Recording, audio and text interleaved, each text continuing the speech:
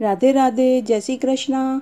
आज मैं आपको पुरुषोत्तम मास के महात्म्य का 20वां अध्याय सुनाने जा रही हूँ। इस अध्याय में वाल्मीकि जी का राजा दर्धनवा से पुरुषोत्तम मास के नियम का पूरा वर्णन आएगा। महात्म्य सुनने से पहले अगर अभी तक आपने मेरे चैनल को सब्सक्राइब नहीं किया है तो कृपया मेरे चैनल को सब्सक्राइब करें, साथ में बेल जरूर प्रेस करें ताकि मेरे आगे आने वाले वीडियो की नोटिफिकेशन आपको सबसे पहले मिले। और अगर आपको महात्म्य अच्छा लगे तो कमेंट बॉक्स में जय हो पुरुषोत्तम भगवान की जरूर लिखें। धन्यवाद।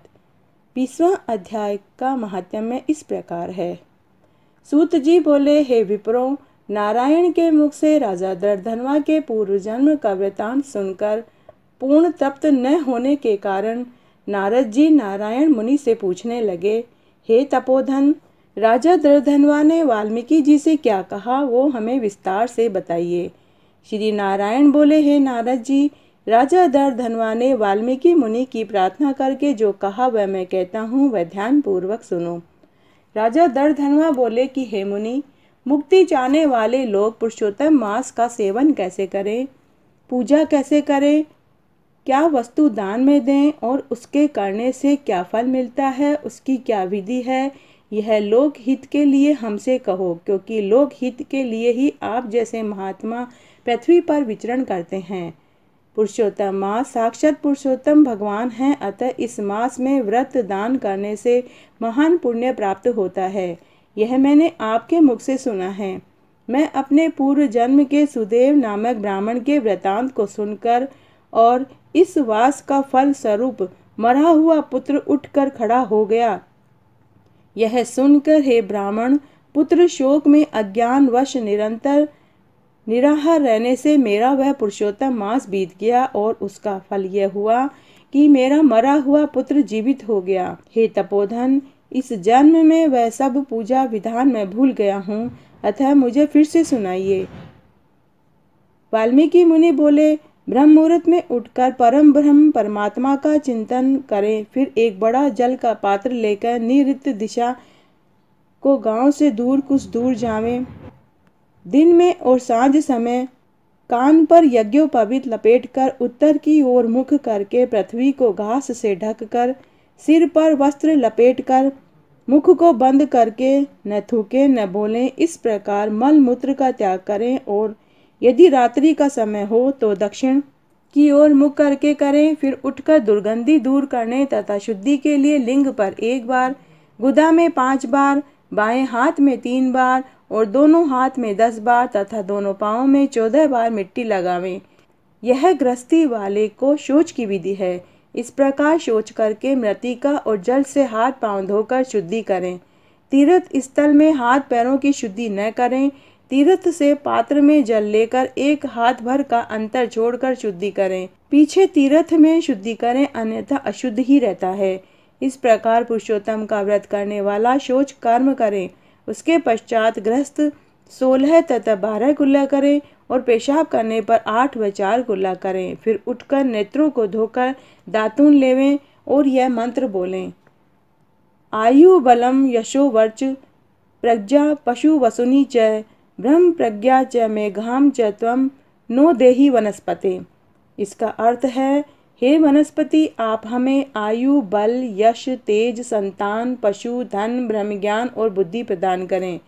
बिना छिद्र की 12 अंगुल की ओंगा या बबूल की कनिष्ठ उंगली के समान मोटी बिना गांठ की दातुन करें।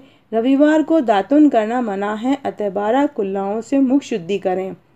प्रातःकाल भली भांति स्नान करें। उसके बाद सभी देवताओं को तर्पण द्वारा जल दें। समुद्र में गिरने वाली नदी का स्नान अधिक श्रेष्ठ कहा गया है।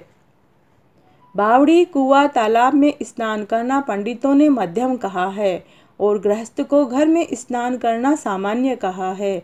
स्नान के बाद शुद्ध सफेद 2 वस्त्र धारण करें। बुद्धिमान ब्राह्मण को अंगोछा सदा कंधे पर रखना चाहिए। प्रातःकाल शुद्ध स्थान पर पूर्व की ओर और सायंकाल उत्तर की ओर मुख करके बैठें और शिखा बांधकर जांघों के मध्य हाथों को करके कुशा को पवित्री पहनकर आचमन करें। ऐसा करने से पवित्री अशुद्ध नहीं होती, किंतु भोजन करने से अशुद्ध हो जाती है, अतः उसे फेंक दें। आचमन करके गोपी चंदन से तिलक करें। तिलक डंडे के आकार का सीधा हो, सुंदर हो, ऊर्ध्वपुंड हो या त्रिपुंड हो, उसके बीच में छेद रखें, क्योंकि ऊर्ध्वपुंड में लक्ष्मी जी सहित हरि भगवान रहते हैं। त्रिपुंड में पार्वती जी सहित साक्षात शंकर जी विराजमान रहते हैं। यदि छिद्र न हो तो उसे कुत्ते के पांव की भांति माना जाता है, ऐसा विद्वानों ने कहा है। सफेद ऊर्ध्वपुंड तिलक ज्ञान को देने वाला, लाल तिलक मनुष्यों को वश में करने वाला और पीला तिलक सब सिद्धियों और रिद्धियों को देने वाला होता है। इसके अतिरिक्त अन्य प्रकार के तिलक न लगावें। गोपी चंदन की माटी से शंख, चक्र, गदा, पद्म धारण करें। ये सब पापों को नाश करने वाला और पूजा का अंग कहा है। जिनके शरीर पर शंख चक्र हो उनको साधारण मनुष्य नहीं जानना चाहिए। वे भगवान के नित्य शरीर हैं। जो शंख चक्रादि चिन्हों को नित्य धारण करते हैं उनके शरीर के पाप पुण्य रूप हो जाते हैं। नारायण के आयुधों से जिनका शरीर चिन्हित रहता है उनके करोड़ों पापों से युक्त होने पर भी यमराज क्या बिगाड़ सकता है। फिर प्राणायाम कर संध्या वंदन करें। प्रातःकाल की संध्या जब तक तारे दिखते हों तब तक यथाविधि करें।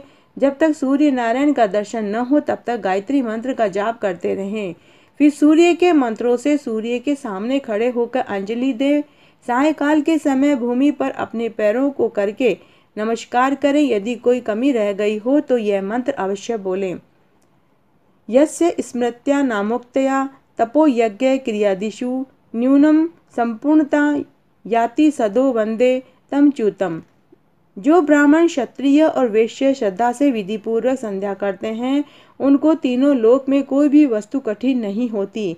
यह दिन के प्रातःकाल के कर्म हैं। इस प्रकार नित्य कर्म करके हरि पूजा आरंभ करें। फिर व्रती पुरुष शुद्ध तथा मौन होकर गोल व चौकोर शुद्ध गाय के गोबर से लिपी हुई भूमि पर व्रत की सिद्धि के लिए चावलों से 8 दल वाला कमल बनावें।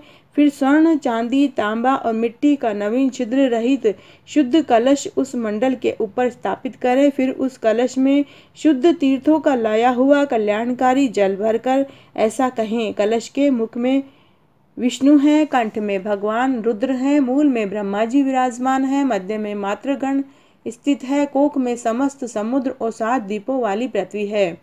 ऋग्वेद, यजुर्वेद, सामवेद, अर्थवेद ये चारों वेद अपने अंगों सहित कलश में स्थित हों। इस प्रकार कलश स्थापन करके उसमें सब तीर्थों का आह्वान करें। गंगा, गोदावरी, कावेरी, सरस्वती मेरी शांति के लिए और पापों को नाश करने के लिए आवें। फिर कलश का मंत्रों से गंध, अक्षत, नैवेद्य और ऋतु में खिलने वाले ताजा फूलों से पूजन करें। कलश के ऊपर पीले वस्त्र से लपेटा हुआ तांबे का पात्र रख दें। उस पात्र के ऊपर सोने के राधा कृष्ण की मूर्ति स्थापित करें। उसके बाद भक्ति पूर्वक विधि विधान से पूजन करें। पुरुषोत्तम मास के देवता पुरुषोत्तम ही हैं, अतः उनकी पूजा पुरुषोत्तम मास के आने पर ही करें। जिसकी सेवा से संसार सागर में डूबता हुआ जीव तर जाता है, यह ध्रुव सत्य है। उसे संसार में कौन मनुष्य नहीं सेवेगा। गांव, द्रव्य, पुत्र, ग्रह, शुभ अशुभ कर्म सभी बार बार मिलते हैं, परंतु यह मनुष्य शरीर बार बार नहीं मिलता। शरीर रक्षा धर्म के लिए, धर्म रक्षा ज्ञान के लिए तथा ज्ञान से मोक्ष सुलभ होता है। अतः धर्म का आचरण करें। देह रूपी वृक्ष का फल सनातन धर्म है। धर्महीन मनुष्य का शरीर बांझ वृक्ष की भांति निष्फल है। माता पिता, मित्र, स्त्री, पुत्र, भाई, द्रव्य आदि कोई सहायक नहीं होता, केवल धर्म ही सहायक होता है। वृद्धावस्था सिंहनी की भांति डराती है। व्याधियां शत्रु के समान पीड़ित करती है। फूटे हुए बर्तन से जैसे जल टपकता है उसी प्रकार प्रतिदिन आयु क्षीण होती रहती है। लक्ष्मी जल तरंगों के समान चंचल होती है। जवानी फूल की तरह क्षण भर में मुरझा जाती है। सांसारिक सुख भोग स्वप्न की भांति व्यर्थ है। द्रव्य और मन चंचल है। संसार के सुख नाशवान है, ऐसा जानकर विरक्त हो धर्म कार्य में तत्पर रहें। सर्प से आधा निगला हुआ मेंढक भी पुनः मक्खी खाने की इच्छा करता है। उसी प्रकार काल से ग्रस्त हुआ जीव भी दूसरों को पीड़ा देने और धन के अपहरण करने की लालसा करता है। मृत्यु के मुख में गए हुए आयु वाले पुरुष को क्या सुख आनंदित कर सकता है। पशु को वध स्थल पर ले जाने पर उसका भागना निरर्थक है।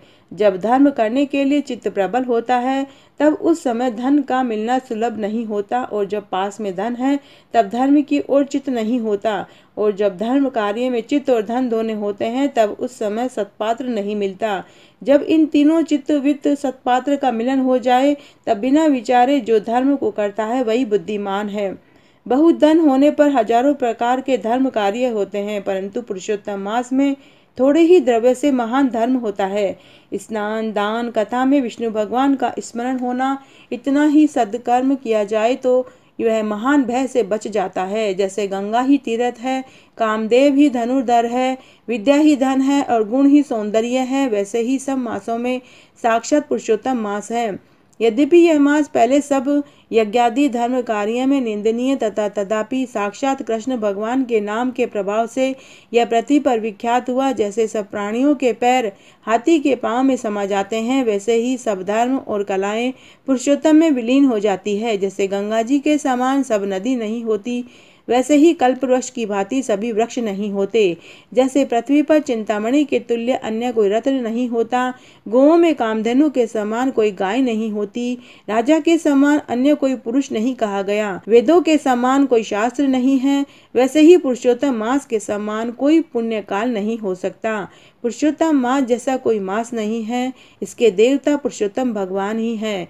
अतः श्रद्धा भक्ति से पुरुषोत्तम भगवान की पूजा करें। शास्त्रों में निपुण शुद्ध सत्यवादी वैष्णव ब्राह्मण आचार्य के द्वारा ही पूजा कराएं। अंतःकरण में होने वाले काम, क्रोध, मोह, लोभ, मद, मत्सर रूपी बड़ी मच्छियां से अत्यंत गंभीर वेग वाले इस संसार सागर को जो लोग लांघना चाहें तो इस भरत खंड में आदि देव पुरुषोत्तम का विधि पूर्वक पूजन करना चाहिए।